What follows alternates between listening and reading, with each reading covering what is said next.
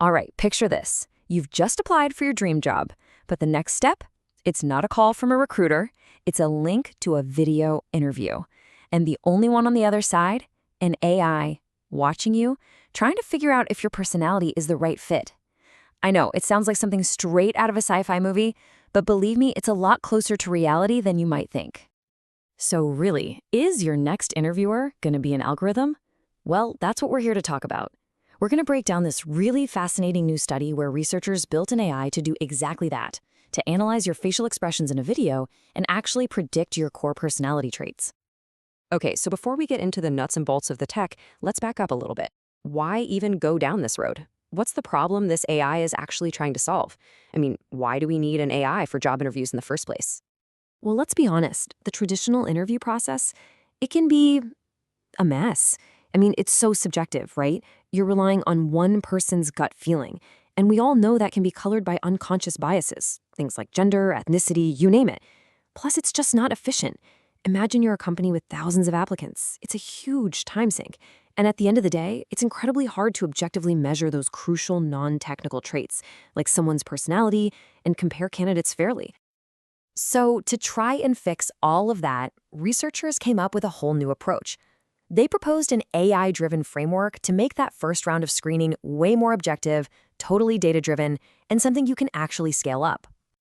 And the foundation for this whole system is something called an asynchronous video interview, or AVI for short. Basically, instead of a scheduled call, you, the candidate, just record yourself answering a bunch of standardized questions on your own time.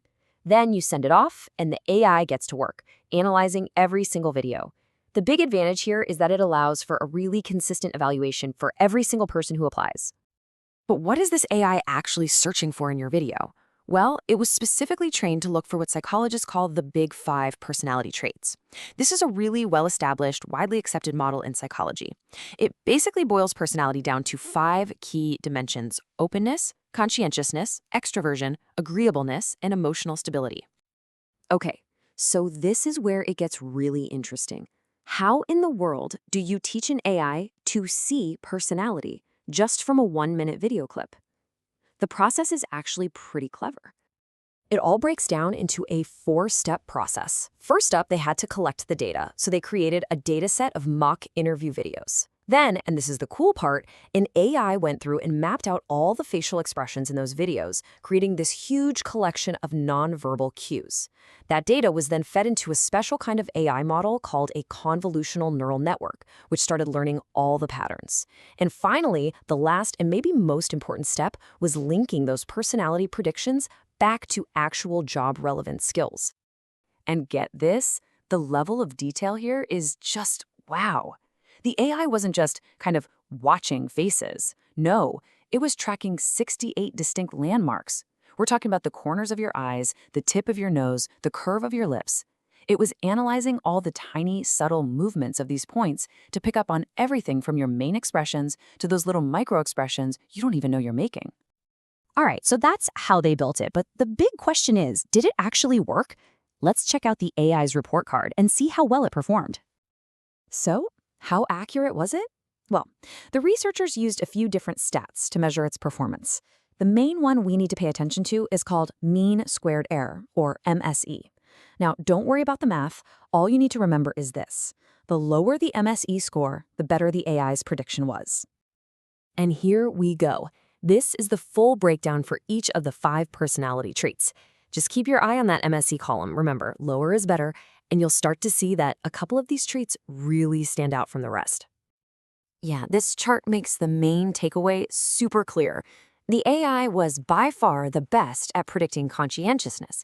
You know, the trait that's all about being organized, diligent, and responsible.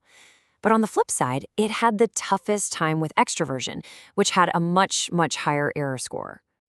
And this quote from the study really gets to the heart of it. The AI was great at picking up on behavioral patterns that are pretty structured and measurable, but it really stumbled when it came to predicting traits that depend on those super subtle, dynamic social cues. You know, the quick glances, the fleeting smiles, that kind of thing.